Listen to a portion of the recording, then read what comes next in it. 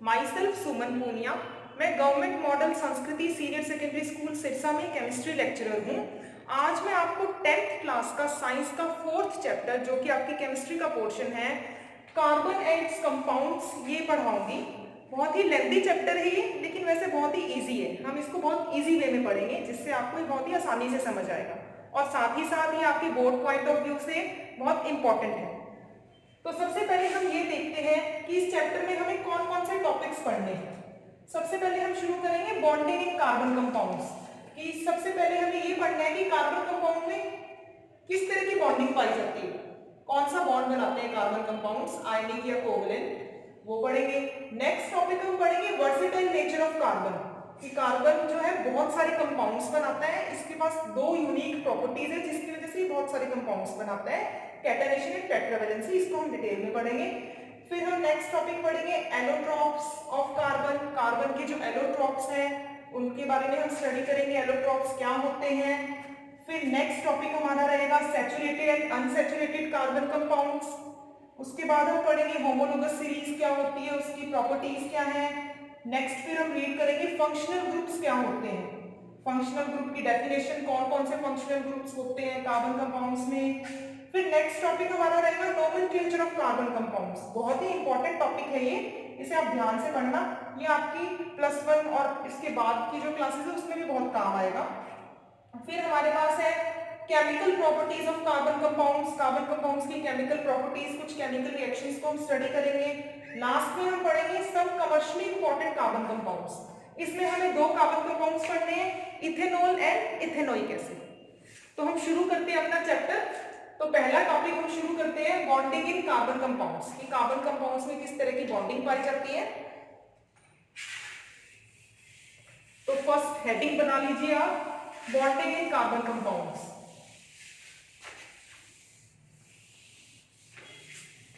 आप बच्चे ये तो जानते ही होंगे, आपने 9th क्लास में भी पढ़ा था कि कार्बन का एटॉमिक नंबर क्या है, इसकी इलेक्ट्रॉनिक कॉन्फ़िगरेशन क्या है।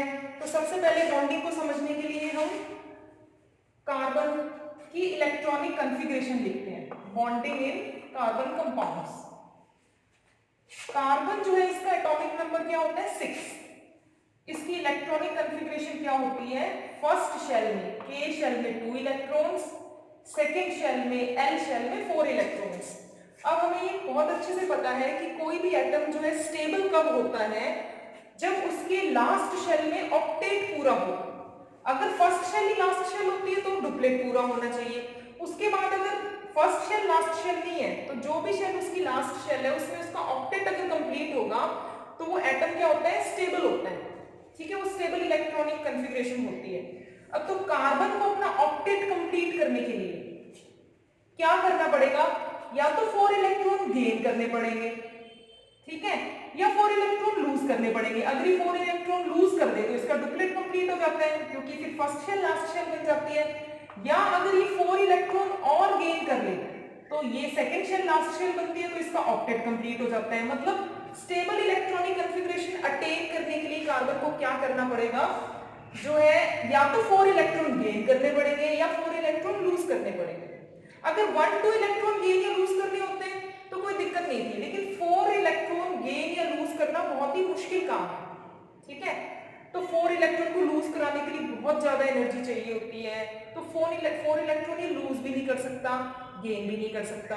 तो ये अपना ऑक्टेट किस तरह से कंप्लीट करेंगे, इसको अपना ऑक्टेट कंप्लीट करने के लिए क्या करना होता है, गेन या लूज तो यहाँ पे टफ है, क्योंकि नंबर ऑफ इलेक्ट्रॉन गेन या लूज जो है वो ज्यादा करने पड़ेंगे, ठीक। तो ये क्या करते हैं, शेयरिंग ऑफ इलेक्ट्रॉन से अपना ऑक्टेट जो है कंप्लीट कर लेते हैं। तो कार्बन अपना ऑक्टेट कैसे कंप्लीट करता है, by sharing of electrons,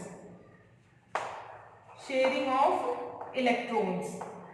carbon completes it's octet by sharing of electrons. तो शेयरिंग ऑफ इलेक्ट्रॉन से जो बॉन्ड बनता है उसको हम कौन सा बॉन्ड बोलते हैं, कोवलेंट बॉन्ड। तो जो कार्बन कंपाउंड्स होते हैं, कार्बन कंपाउंड्स, उनके अंदर कोवलेंट बॉन्ड पाया जाता है, they form covalent bond. Carbon compounds में कोवलेंट बॉन्ड जो है वो मिलता है, आयनिक बॉन्ड नहीं मिलता। फॉर एग्जांपल जैसे हमारे पास ये कार्बन है, सिर्फ लास्ट शेल के इलेक्ट्रॉन में इसके डॉट से दिखाऊंगी। इसके लास्ट शेल में 4 इलेक्ट्रॉन है। अभी हमने देखा, ये देखो इसकी इलेक्ट्रॉनिक कॉन्फ़िगरेशन है। लास्ट शेल में इसके पास कितने इलेक्ट्रॉन है? 4 इलेक्ट्रॉन है। ठीक है, अब जो मीथेन है उसका इलेक्ट्रॉन डॉट स्ट्रक्चर मैं बना रही हूँ आपको कोवलेंट बॉन्ड को समझाने के लिए।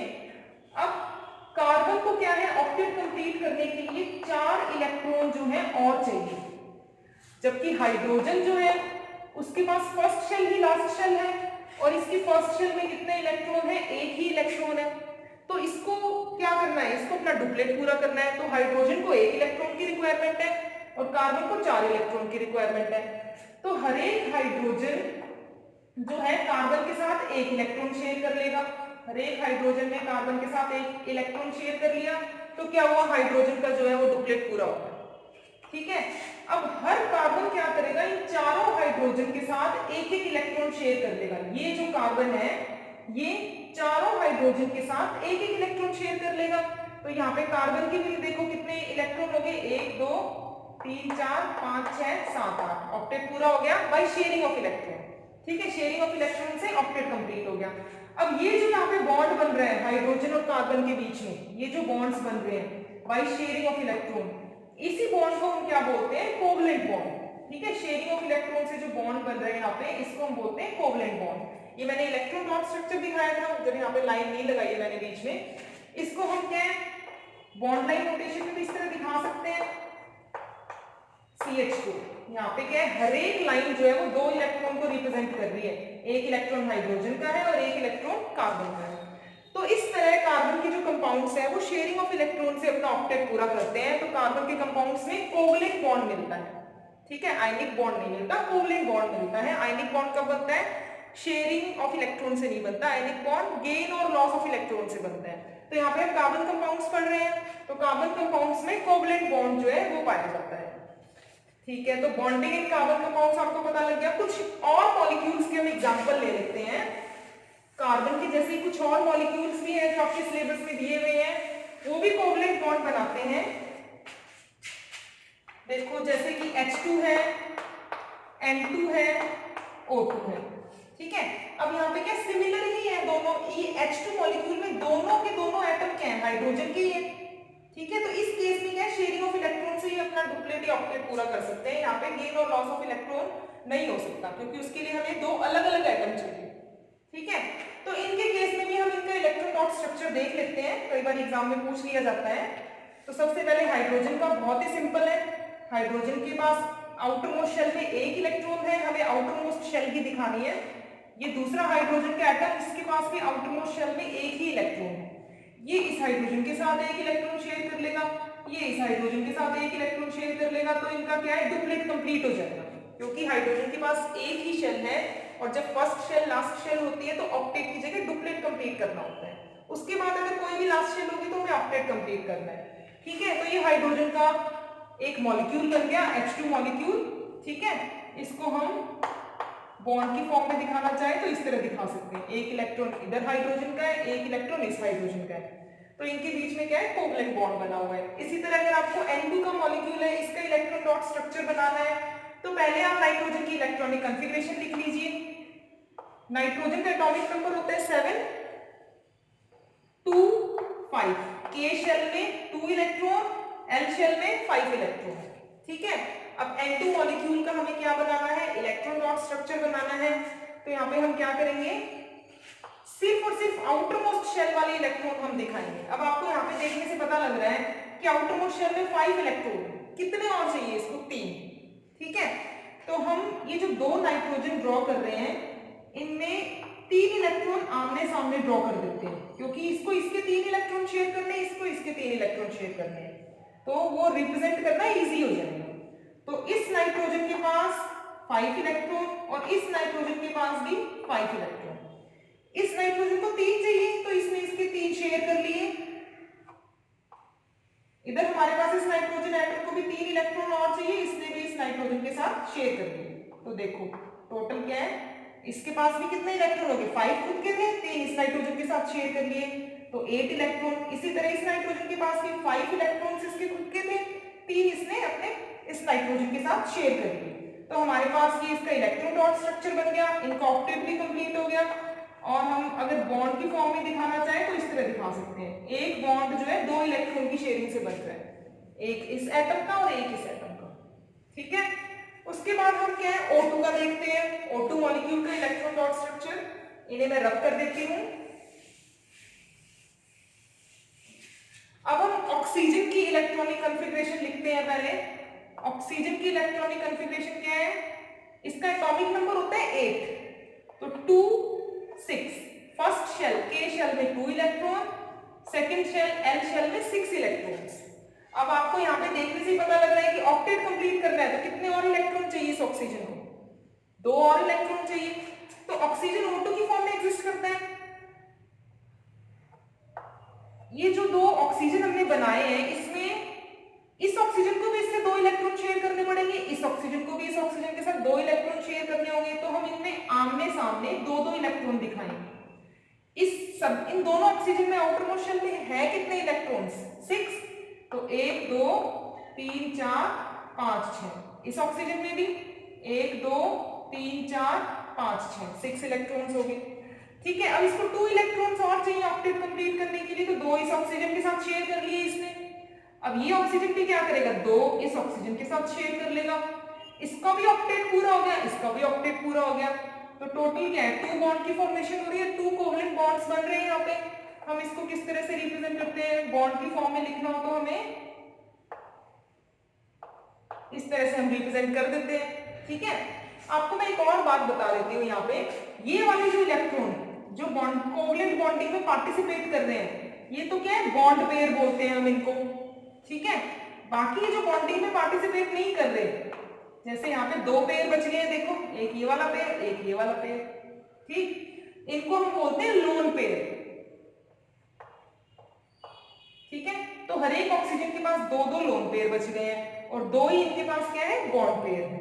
ये वाले इलेक्ट्रॉन जो बॉन्डिंग में है, ये दोनों, ये एक बॉन्ड पेयर, ये एक बॉन्ड पेयर, और जो बॉन्डिंग में इन्वॉल्व नहीं है ये क्या है लोन पेयर। ठीक है, तो आपको एक नई बात भी पता चली यहाँ पे कि बॉन्ड पेयर इलेक्ट्रॉन्स किन्हें कहते हैं, बॉन्ड पेयर इलेक्ट्रॉन्स ऐसे इलेक्ट्रॉन्स जो कोवलेंट बॉन्डिंग में पार्टिसिपेट कर रहे हैं, और लोन पेयर इलेक्ट्रॉन्स किन्हें कहते हैं, ऐसे इलेक्ट्रॉन्स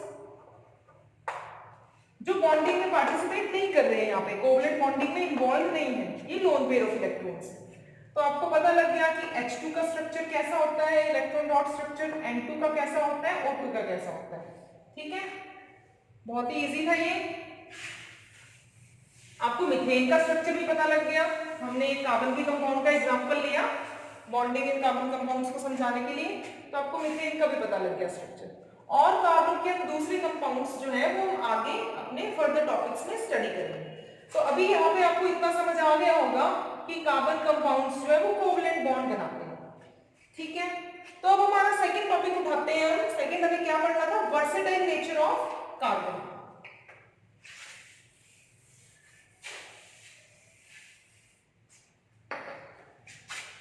इस चैप्टर का सेकंड टॉपिक है वर्सेटाइल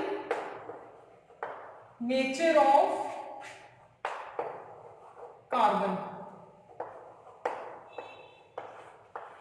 इसमें हमें देखो क्या पढ़ना है, इसमें हमें ये पढ़ना है कि कार्बन जो है वो बहुत सारे कंपाउंड्स बनाता है, बहुत सारे कंपाउंड्स पाए जाते हैं कार्बन के नेचर में।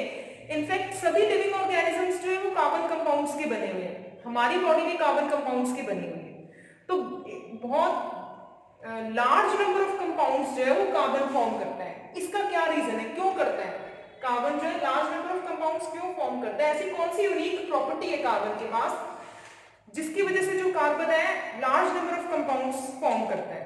ठीक है, तो वर्सेटाइल नेचर ऑफ कार्बन में हमें कार्बन की 2 यूनिक प्रॉपर्टीज पढ़नी है जिसकी वजह से कार्बन के लार्ज नंबर ऑफ कंपाउंड्स जो है वो पाए जाते हैं। ठीक है, एग्जाम में बहुत बार पूछा गया है क्वेश्चन, आपके एनसीईआरटी में भी दिया हुआ है कि कार्बन की ऐसी यूनिक प्रॉपर्टीज बताओ जिसकी वजह से जो कार्बन है वो बहुत large number of compounds form करता है। ऐसी कौन सी प्रॉपर्टीज है कार्बन की जो रिस्पॉन्सिबल है कार्बन के लार्ज नंबर ऑफ कंपाउंड्स बनाने में। ठीक है, तो हमें इसमें दो प्रॉपर्टीज पढ़नी है कार्बन की, वर्सेटाइल नेचर ऑफ कार्बन या यूनिक नेचर ऑफ कार्बन में आप बोल सकते हो, उसकी दो यूनिक प्रॉपर्टीज हैं। एक तो हमें इसमें पढ़ना है कैटेनेशन,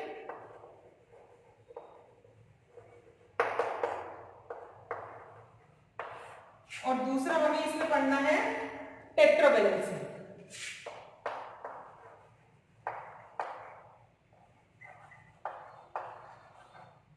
ठीक है, तो कार्बन की अगर आपसे सिर्फ दो प्रॉपर्टीज की, यूनिक प्रॉपर्टीज के नाम पूछे जाए कि कौन सी दो यूनिक प्रॉपर्टीज है जिसकी वजह से carbon large number of compounds बनाता है, तो हमें सिर्फ नाम बता देने हैं, कैटेनेशन एंड टेट्रावैलेंसी। अगर उनको एक्सप्लेन करने के बारे में पूछा जाए तो आप उन्हें पूरा एक्सप्लेन भी कर दोगे, जैसे what is catenation, what is tetravalency of carbon, what do you mean by tetravalency of carbon, तो हम इसे पूरा एक्सप्लेन कर देंगे। तो सबसे पहले हम पढ़ते हैं कि कैटेनेशन क्या होता है। कैटेनेशन क्या है, देखो, it is a unique ability, it is a unique ability of carbon to form bonds with other carbon atoms, other carbon atoms, which give rise to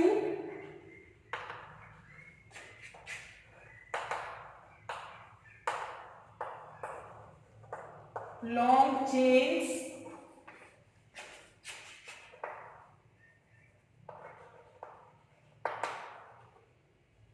or cycles.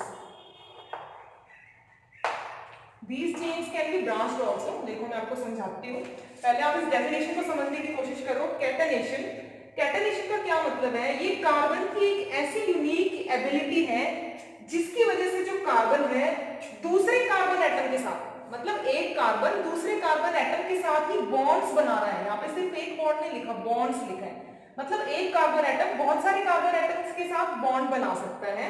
ठीक है, जिसकी वजह से जो है लंबी लंबी चेन्स जो है कार्बन की बन जाती है और साइकिल्स भी बन जाती है, तो चेन्स ब्रांच भी हो सकती है। देखो समझाने के लिए मैं एक डायग्राम ड्रॉ करती हूँ, जैसे ये कार्बन है, ये कार्बन कार्बन के साथ लिंक करके लंबी लंबी चेन्स बना सकता है। इस तरह आगे भी ये कार्बन से लिंक हो सकते हैं, देखो ब्रांचेस भी बन सकती है, मतलब एक कार्बन एटम दूसरे कार्बन एटम से लिंक करके लंबी लंबी चेन्स जो है वो बना सकता है। ठीक है, आगे टेट्रावैलेंसी भी पढ़ेंगे हम, उसमें हम देखेंगे कि कार्बन के अलावा यहाँ पे हाइड्रोजन एटम्स भी जुड़े हुए हैं। एक बार आप इतना देख लीजिए कि कैटेनेशन का मतलब क्या है। कैटेनेशन मींस ये कार्बन की एक यूनिक एबिलिटी है जिसकी वजह से कार्बन जो है दूसरे कार्बन एटम के साथ बॉन्ड्स बना के और लार्ज नंबर ऑफ चेन्स जो है वो बना सकता है, मतलब कार्बन की लंबी लंबी चेन्स भी बन सकती है, C60 तक हो सकते हैं चेन में, उससे भी ज्यादा हो सकते हैं। ठीक है, साइकिल्स भी फॉर्म कर सकता है कार्बन, मतलब कार्बन के कुछ कंपाउंड्स जो है वो साइक्लिक भी होते हैं, यहाँ पे भी कार्बन जो है लिंक्ड हो सकते हैं आगे से। ठीक है, तो कार्बन की एक यूनिक एबिलिटी जिसकी वजह से एक कार्बन एटम दूसरे कार्बन एटम के साथ बॉन्ड्स बना सकता है, और इस एबिलिटी की वजह से ही कार्बन की चेन्स और साइक्लिक कार्बन कंपाउंड्स और ब्रांच्ड चेन कार्बन कंपाउंड्स जो है वो पाए जाते हैं कैटेनेशन की वजह से। ऐसी यूनिक एबिलिटी दूसरे एटम्स में नहीं है। अगर किसी ने कैटेनेशन को शो भी करता है तो जैसे स्मॉल एक्सटेंट तक नाइट्रोजन शो करता है या सल्फर भी शो करता है, पर कार्बन से तक कैटेनेशन कोई नहीं शो करता, मतलब कि कार्बन बहुत ज्यादा लंबी लंबी कार्बन की चेन्स बना सकता है, इतनी लंबी चेन्स दूसरे एटम्स में नहीं पाई जाती है। तो ये कैटेनेशन की जो प्रॉपर्टी है ये स्पेशली किसमें है, कार्बन में है, अगर किसी और एटम में है तो बहुत ही स्मॉल एक्सटेंट तक है। तो कैटेनेशन आपको समझ आ गया, ये कार्बन की यूनिक एबिलिटी है जिसकी वजह से कार्बन एटम दूसरे कार्बन एटम के साथ लिंक होके साइक्लिक चेन या ब्रांच चेन या लॉन्ग चेन कार्बन कंपाउंड्स जो है वो बना सकता है। इसको हम क्या कहते हैं, कैटेनेशन। बहुत इंपॉर्टेंट है ये कैटेनेशन। उसके बाद कार्बन की जो दूसरी प्रॉपर्टी है हम वो करते हैं टेट्रावैलेंसी। अभी मैंने आपको बॉन्डिंग इन कार्बन में बताया कि जो कार्बन है उसकी इलेक्ट्रॉनिक कॉन्फ़िगरेशन क्या है, 2 4। फर्स्ट शेल में, के शेल में 2 electron, second shell L shell में 4 इलेक्ट्रॉन। तो इसको अपना ऑक्टेट कंप्लीट करने के लिए क्या करना होता है, 4 इलेक्ट्रॉन की शेयरिंग करनी होती है, ठीक है। तो इसी इसी को हम बोलते हैं टेट्रावैलेंसी, कि कार्बन जो है वो उसको 4 बॉन्ड बनाने ही बनाने। कार्बन जो है अपना ऑक्टेट कंप्लीट करने के लिए इसको 4 इलेक्ट्रॉन और चाहिए, जो कि शेयरिंग ऑफ इलेक्ट्रॉन से इसको पूरा करता है ऑक्टेट को। कार्बन का ऑक्टेट शेयरिंग ऑफ इलेक्ट्रॉन से पूरा होता है। लास्ट शेल में 4 इलेक्ट्रॉन है, 4 और चाहिए। तो वो 4 और इसको कहां से मिलते हैं, शेयरिंग ऑफ इलेक्ट्रॉन से। तो कार्बन के कंपाउंड्स में शेयरिंग ऑफ इलेक्ट्रॉन होती है, कोवलेंट बॉन्ड बनता है। तो शेयरिंग ऑफ इलेक्ट्रॉन मतलब कितने और इलेक्ट्रॉन चाहिए इसको, 4। तो 4 इलेक्ट्रॉन और चाहिए, 4 इसके खुद के हैं। तो कितने बॉन्ड बनाने पड़ेंगे, 4 बॉन्ड बनाने पड़ेंगे। जैसा कि हमने मीथेन में भी देखा था, मीथेन में हमने मीथेन का इलेक्ट्रॉन डॉट स्ट्रक्चर किया, तो हमने क्या देखा कि कार्बन के खुद के जो है 4 इलेक्ट्रॉन है, 4 इसने हाइड्रोजन के साथ शेयर कर लिए, तो इसका ऑक्टेट पूरा हो गया। तो ऑक्टेट पूरा करने के लिए क्या करना पड़ा, कार्बन को 4 बॉन्ड की फॉर्मेशन करनी पड़ी, ठीक है। तो हम क्या कह सकते हैं, कार्बन जो है वो टेट्रावैलेंसी शो करता है, कि कार्बन जो है वो 4 बॉन्ड्स बनाता है। 4 बॉन्ड्स इसको बनाने ही बनाने हैं। कोई भी कार्बन का कंपाउंड ऐसा नहीं मिलेगा जिसमें कार्बन ने 4 बॉन्ड ना बनाए हुए हों, ठीक है। तो टेट्रावैलेंसी का मीनिंग क्या है, कि कार्बन जो है वो अपने कंपाउंड्स में 4 बॉन्ड की फॉर्मेशन करता है। शेयरिंग ऑफ इलेक्ट्रॉन से अपना ऑक्टेट कंप्लीट करने के लिए कार्बन जो है 4 बॉन्ड्स फॉर्म करता है। इसी को हम क्या बोलते हैं, टेट्रावैलेंसी, ठीक है। तो ये था वर्सेटाइल नेचर ऑफ कार्बन, कि कार्बन की दो ये यूनिक प्रॉपर्टीज है, कैटनेशन और टेट्रावैलेंसी, जिसकी वजह से carbon large number of compounds जो है उनकी फॉर्मेशन करता है, ठीक। तो हम अपना थर्ड टॉपिक जो है उस पे चलते हैं। थर्ड टॉपिक हमारा क्या था, एलोट्रॉप्स ऑफ कार्बन, कार्बन के एलोट्रॉप्स।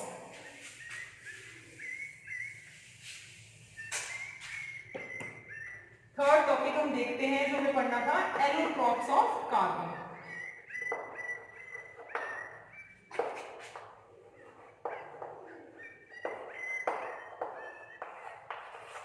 एलोट्रॉप्स ऑफ कार्बन, इसके लिए आपको पहले ये बताना चाहिए कि एलोट्रॉप्स होते क्या हैं।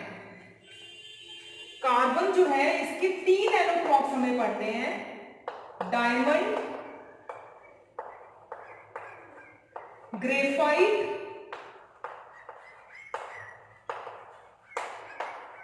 एंड फुलरिंग्स, ठीक है।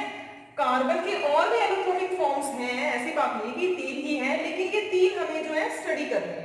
हमारे 10th के सिलेबस में हमें ये 3 पढ़ने हैं।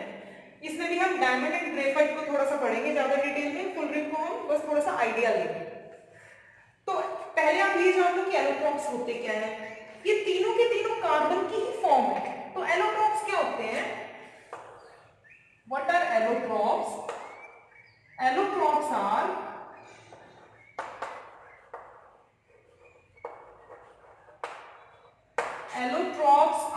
different forms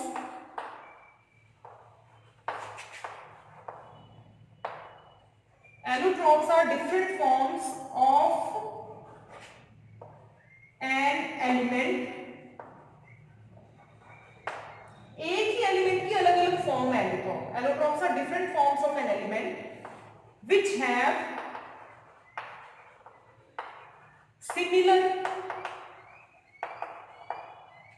which have similar chemical properties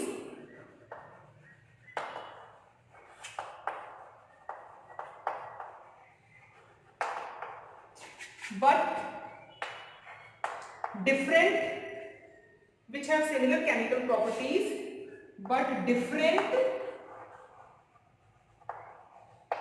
physical properties।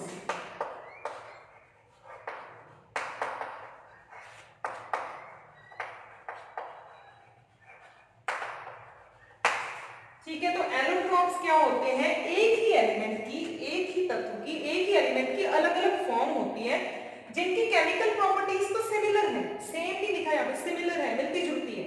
ये भी कार्बन की फॉर्म है, ये भी कार्बन की फॉर्म है, ये भी कार्बन की फॉर्म है, तो ये सिमिलर केमिकल रिएक्शंस शो करेंगे। तो इनकी केमिकल प्रॉपर्टीज सिमिलर है, बट इनकी फिजिकल प्रॉपर्टीज जो होंगी वो डिफरेंट होंगी, ठीक है। फिजिकल प्रॉपर्टीज मींस जैसे इनका मेल्टिंग पॉइंट, बॉइलिंग पॉइंट, ये देखने में कैसे दिखते हैं, कलर कैसा है, हार्ड है या सॉफ्ट है, इलेक्ट्रिसिटी कंडक्ट करते हैं या नहीं करते, ये इनकी फिजिकल प्रॉपर्टीज होती हैं। तो इनकी फिजिकल प्रॉपर्टीज जो है वो डिफरेंट है, पर इनकी केमिकल प्रॉपर्टीज जो है वो सिमिलर है, और ये एक ही एलिमेंट की, कार्बन की ही अलग अलग फॉर्म है। तो इसको हम क्या बोलते हैं, एलोट्रॉप्स। दूसरे एलिमेंट्स में भी एलोट्रॉप्स पाए जाते हैं, तो हम कार्बन वाला चैप्टर पढ़ रहे हैं तो हम कार्बन के एलोट्रॉप्स पढ़ रहे हैं। तो एलोट्रॉप्स का मीनिंग हुआ different forms of an element which have similar chemical properties but different physical properties, उन्हें हम बोलते हैं एलोट्रॉप्स। तो कार्बन के 3 एलोट्रॉप्स जो है वो कौन से, डायमंड, ग्रेफाइट, फुलरिन। इनके अलावा भी जो दूसरे एलोट्रॉप्स हैं वो हमें स्टडी भी करने, जैसे चारकोल हो गया, कोक हो गया, ठीक है। अभी आप जो है इन 3 एलोट्रॉप्स को नोट कर लीजिए, हम इनको स्टडी करेंगे, डायमंड, ग्रेफाइट एंड फुलरिन्स। तो सबसे पहले हम पढ़ते हैं डायमंड।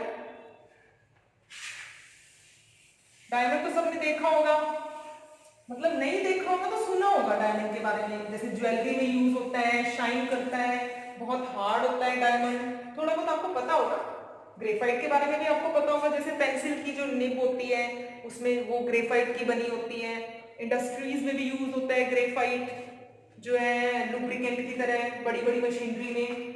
तो थोड़ा बहुत आइडिया आपको है। फुलरिन आपके लिए जो है थोड़ी नई टर्म होगी। चलो पहले हम डायमंड देखते हैं। डायमंड जो है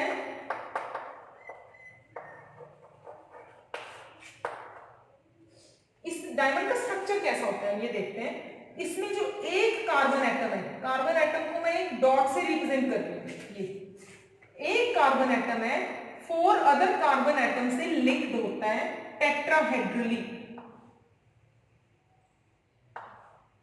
मतलब इस तरह की जो शेप है ना, ये 3 डायमेंशनल शेप है, इसको हम टेट्राहेड्रल शेप बोलते हैं, ठीक है। एक कार्बन एटम जो है वो 4 और कार्बन एटम से जुड़ा हुआ है, ठीक है। ये बोर्ड पे इस तरह से रिप्रेजेंट करनी पड़ेगी हमें, वैसे ये क्या है, टेट्राहेड्रल शेप है, ठीक है। इसमें ये सारे एंगल्स जो है ये बराबर है, 108.5 डिग्री, ठीक। तो मैं डायमंड का स्ट्रक्चर दिखा रही हूं आपको बना के।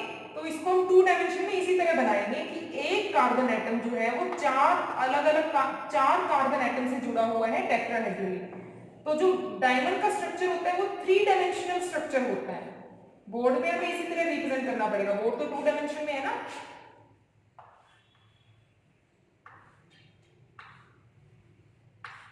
देखो हर एक कार्बन एटम जो है वो क्या है, 4 अदर कार्बन एटम से सराउंडेड है,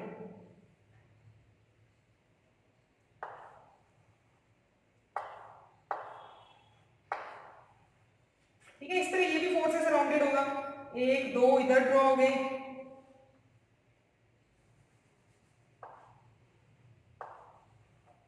तो हर एक कार्बन एटम जो है वो 4 कार्बन एटम से सराउंडेड मिलेगा। इस तरह ये आगे स्ट्रक्चर जो है ये ऐसे चलता रहेगा कि हर एक कार्बन एटम जो है वो 4 कार्बन एटम से सराउंडेड होएगा।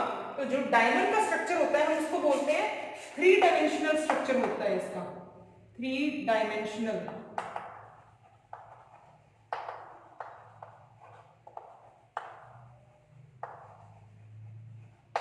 ठीक है। और डायमंड जो है बहुत हार्ड होता है, डायमंड को हम कटिंग ऑफ ग्लासेस में भी यूज करते हैं क्योंकि ये बहुत हार्ड होता है। तो अगर डायमंड के स्ट्रक्चर के बारे में आपसे पूछा जाए तो आप क्या कहोगे इसमें, कि डायमंड जो है उसका 3 डायमेंशनल स्ट्रक्चर होता है, 3 डायमेंशनल नेटवर्क स्ट्रक्चर। उसमें आप एक यूनिट, अगर आपसे पूरा नहीं ड्रॉ होता तो एक यूनिट ड्रॉ करके दिखा सकते हो कि एक कार्बन एटम जो है वो टेट्राहेड्रली, टेट्राहेड्रली आपने लिखना है, टेट्राहेड्रली 4 कार्बन एटम से सराउंडेड, ठीक है। टेट्राहेड्रली,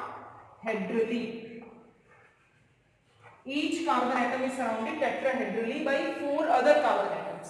तो 3 डायमेंशनल स्ट्रक्चर होता है डायमंड का।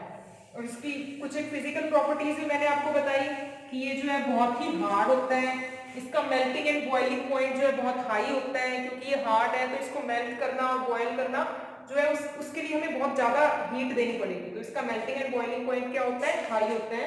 चलो फिजिकल प्रॉपर्टीज में आपको बता देती हूँ, high melting point and boiling point, जो डायमंड होता है उसका मेल्टिंग एंड बॉइलिंग पॉइंट क्या है, हाई है, और बहुत हार्ड होता है ये, very hard, diamond is very hard. इसका स्ट्रक्चर आपको बताया कैसा होता है, 3 डायमेंशनल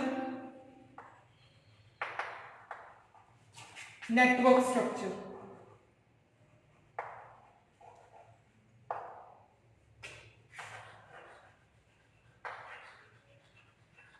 इसका 3 डायमेंशनल नेटवर्क स्ट्रक्चर होता है, और ये क्या है, बैड कंडक्टर ऑफ इलेक्ट्रिसिटी है, bad conductor of electricity.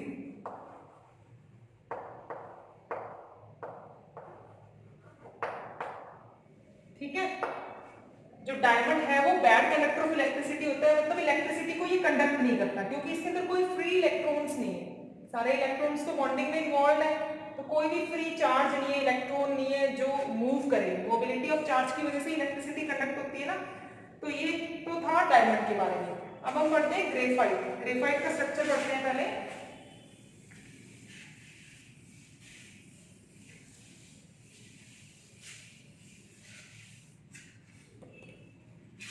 Graphite, आपको अभी मैंने बताया कि ग्रेफाइट भी क्या है, कार्बन का ये एलोट्रॉप है, पर डायमंड से बिल्कुल अलग है इसकी फिजिकल प्रॉपर्टीज। तो पहले इसका स्ट्रक्चर। अब डायमंड का स्ट्रक्चर कैसा था, 3 डायमेंशनल नेटवर्क स्ट्रक्चर था। ग्रेफाइट का लेयर्ड स्ट्रक्चर है, मतलब बहुत सारी लेयर्स हैं जो एक के ऊपर एक अरेंज्ड है।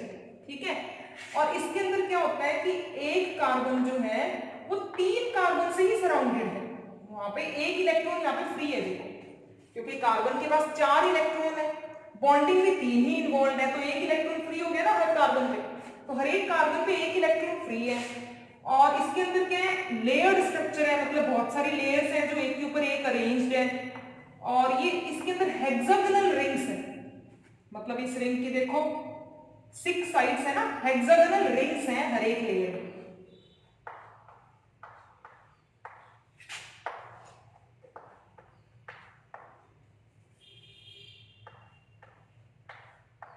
ये डॉट से जो मैंने दिखाया है, ये क्या मैंने दिखाया है, कार्बन। देखो हेक्सागोनल रिंग फॉर्म करने के लिए क्या करना पड़ रहा है, हर एक कार्बन, आप यहाँ पे देख लो, जैसे ये वाला 3 कार्बन से सराउंडेड है। ठीक है, अब जैसे आपने ये वाला कार्बन ले लिया, ये भी 3 कार्बन से सराउंडेड है। इसी तरह हर एक कार्बन क्या है, यहाँ पे 3 कार्बन से जो है सराउंडेड है। ठीक है, तो ये एक लेयर दिखा दी जैसे मैंने। इसी तरह इसके नीचे एक और लेयर भी होगी, उसमें भी क्या होगा, इसी तरह हेक्सागोनल रिंग्स ही होंगी। तो ग्रेफाइट का कैसा स्ट्रक्चर होता है, लेयर्ड स्ट्रक्चर होता है, और इसमें हर एक कार्बन जो है वो 3 कार्बन से सराउंडेड है।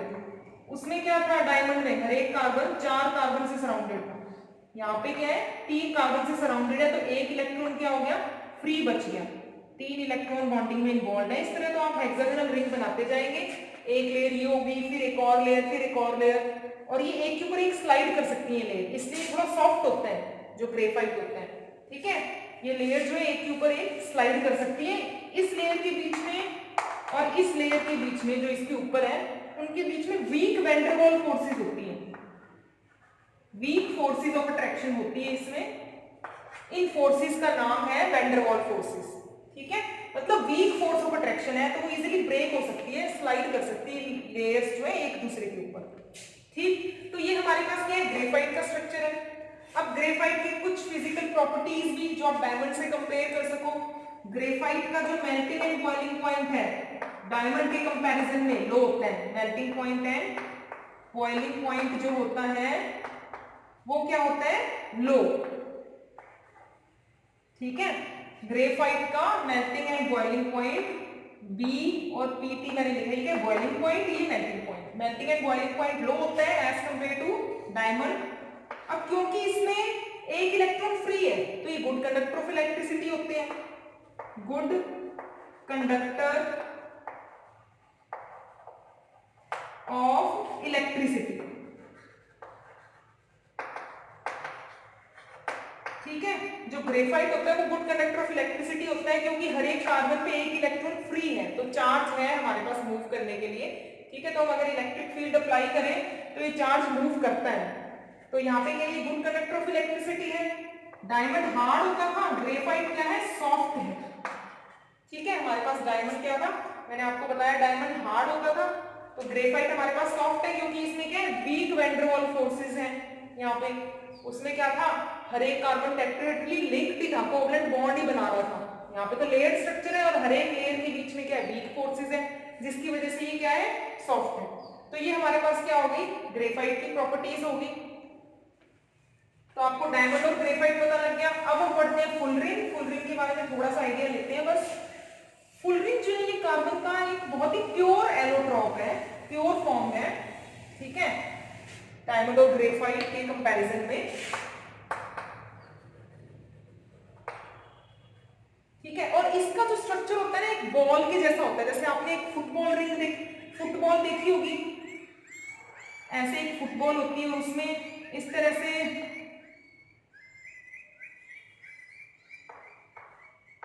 इस तरह के डिजाइन की आपने कोई फुटबॉल देखी हो। बीच में देखो मैंने पेंटागोनल रिंग बनाई है, इसके चारों तरफ देखो मैं ये हेक्सागोनल रिंग्स बना रही हूं।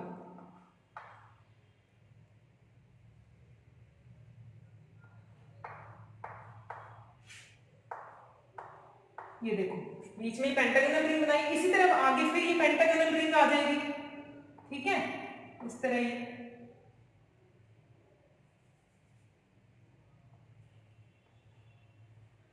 ठीक है, तो हर एक पेंटागोनल रिंग हेक्सागोनल रिंग से सराउंडेड है। इस तरह की फुटबॉल देखी ना आपने, बिल्कुल वैसा ही स्ट्रक्चर होता है। हर एक कॉर्नर पे यहाँ पे कार्बन, फुलरिन का बिल्कुल ऐसा ही स्ट्रक्चर होता है। इसको फुलरिन नाम क्यों दिया गया, क्योंकि एक बुक मिनिस्टर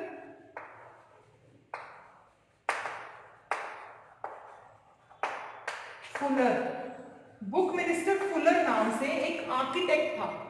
ठीक है, वो उसने जो डोम्स डिजाइन की थी, बिल्डिंग की डिजाइन्स बनाता है ना आर्किटेक्ट जो होता है, बिल्डिंग के डिजाइन्स बनाता है, तो उसने कुछ डोम्स डिजाइन की थी।